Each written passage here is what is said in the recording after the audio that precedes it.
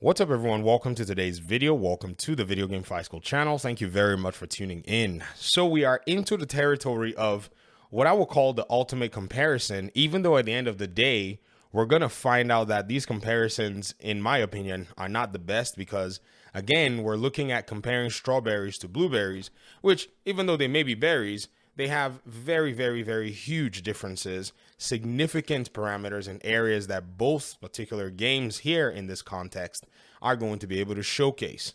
Now, this is Robin's gameplay in Gotham Knights and Robin's gameplay in Batman Arkham Knight. In fact, I haven't played Arkham Knight in a while, and on playing it again, I realized that there is just one major theme between these two games. It's like our audience member and good friend of the channel, Salty Sleggy, said. He said, I appreciate both combat styles, from rhythmic timing, giving you that feeling of being unstoppable, as most of the work is done for you through animations, to the more grounded pace of Gotham Knights, where you can dictate the battle through gadgets and your mobility and special attacks on the battlefield. I'm starting to think it's a satisfaction level initially, where if the system does most of the work through animation and a simple counterattack, counter vault, at etc., and it looks cool, players feel more fulfilled. Like, I did that. When in actuality, really, the game did all the work. You just timed your button press right. I'm going to be checking out, Sifu to see how they tackle martial arts in a video game is going to be interesting. So I think Salty is onto something. I think Gotham Knights and Arkham Knights are two games that play in a way where one of them is like driving an automatic vehicle, where you put the car in drive and all you got to do is hit the gas pedal and hit the brake, or the accelerator and the brakes, if you're in the Brit side of things.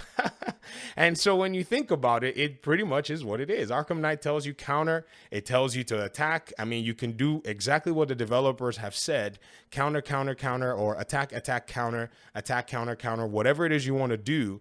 This is the way the game flows.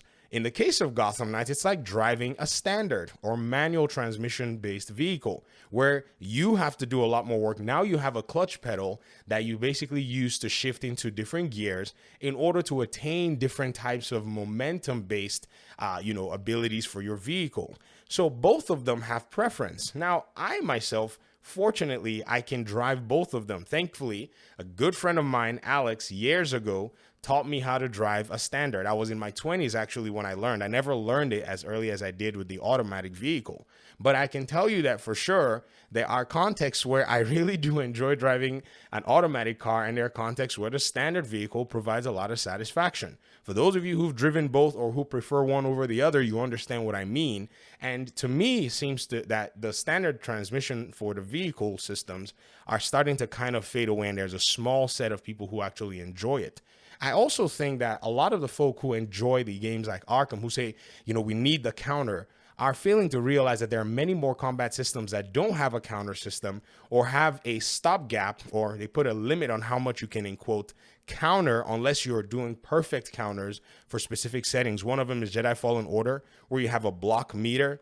And if your character is blocking too much without having perfect blocks, you're going to exhaust that block meter, and now you're going to be open and prone to attacks, where you now have to actually use the dodge button. Spider-Man, Miles Morales, and the 2018 Spider-Man, both games do not have a counter button. You actually have to dodge. Depending on how you do it, you can actually do a perfect dodge that allows for Spider-Man to actually shoot a little piece of web to the enemy. And Spider-Man is 33 million copies large in terms of its sales. It is ranking in the same place as Arkham City in regard to how well both games are made, but it's interesting to see that these two concepts in combat are very heavily debated, when in reality, both of them just have different systems and mechanics going with them. So those people who say, oh, the combat in Gotham, that just feels like it's a little slow. That's how you drive a standard vehicle. You kind of keep, you get your vehicle into the right RPM in order for you to shift the first gear. And then immediately you get to shift again, and then you get to shift again. And even when you're trying to shift into your gears with a standard vehicle, there's a progression that goes with it. And yes, you can actually do some really cool stuff like switch gears very fast, but it's all manual, all dictated at the pace that you want to go. An automatic vehicle is left up to the devices that you give it. The moment you reach a certain speed, the car is going to shift into the gears to try to help you catch up in order for your car to move effectively. I got to see all of this, and I was saying, to myself, Arkham City basically gives you the better representation of the Arkham games combat. It takes, all of the brutal animations that you got from Asylum, puts them into real good context in City. Arkham Knight was more like a Flash in a sense. They basically were flexing and trying to showcase how good they were in terms of their mechanics and so on and so forth. So it's hard for you to be able to see and appreciate too much of the combat, but its fine points are there. So when I looked at both combat systems, I said to myself, this is quite amazing that both games, and what Salty said is, both games are actually taking their own, I would say, direction anyways, in terms of how they represent combat. And other games like Sifu, which requires for you to be able to learn moves, use them in specific concepts, are probably games that are going to be out of the reach of a lot of people who played the Arkham games, to be very honest, because Sifu's got a move list that's actually in terms of, that's organized in terms of button configuration. I haven't played Sifu yet. I think, Salty, I'm going to go ahead and jump into it since you mentioned it. And it's going to be very interesting to see. Also, a lot of folk like that say they want a counter button. I wonder if they played games like Elden Ring, or if they played games like God of War, Ragnarok, or even God of War 2018. These games don't have a counter button, yet you, as the hero, are required to use your special moves and all of these different abilities to go in on the enemies in combat. These games have never been criticized for these particular, systems not being in them. Granted, you have a block system in God of War, but in Spider-Man, you don't have a block system. You're pretty much going to be using your spider senses to be able to, gauge incoming attacks and dodge them in a specific way. So at the end of the day, when you ask me which of the combat systems are better, I think it's a matter of preference once again. And I keep seeing people saying that the Gotham Knights combat is slow. Have you really played the same game that we're playing, or have you played the game to a high level where you have already been able to unveil a lot of the aspects of the combat?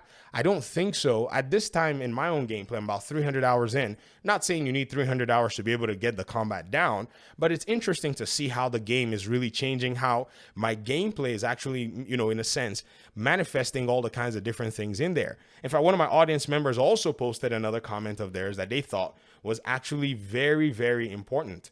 This person said, I sat down, this is Robobat Bunny, by the way, shout out to you. He said, I sat down last night and checked the percentage of how many people actually unlock their skills on Steam. Basically, you can do this by looking at the achievements and the percentage, and it's shockingly bad. How can so many people have an opinion of this game and not have actually unlocked this stuff? It affects how the characters feel/play. Also, I've been playing since release, and I'm still surprised at how the characters are doing something like utilize the environment and walls in order to attack enemies using some fun parkour, or they say something genuinely new.